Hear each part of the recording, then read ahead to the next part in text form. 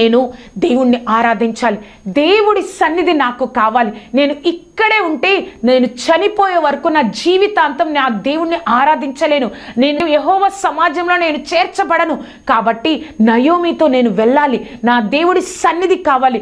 Ruth అనుకోలేదండి, నేను అక్కడికి వెళ్ళి బోయజుని పెళ్లి చేసుకుంటాను, వివాహం చేసుకుంటాను, నాకు సమృద్ధి కలుగుతుంది, అది ఆశించి రూతు రాలేదు. కానీ నీ దేవుడే నా దేవుడు, నాకు దేవుడి సన్నిధి కావాలని నిర్ణయాన్ని తీసుకుంది. దేవుడు తన జీవితాన్ని ఒక విధవరాలిగా, ఒక విలువలేని వ్యక్తిగా ఆ విధంగానే చేయలేదు. ఒక శ్రేష్టమైన ఘనత కలిగిన, ఒక ఆశీర్వదింపబడిన జీవితంగా రూతు జీవితాన్ని దేవుడు ఆశీర్వదించారు. నీ నిర్ణయంలోనే నీ ఆశీర్వాదం, నీ సమృద్ధి జీవితం ఆధారపడి ఉంటుంది.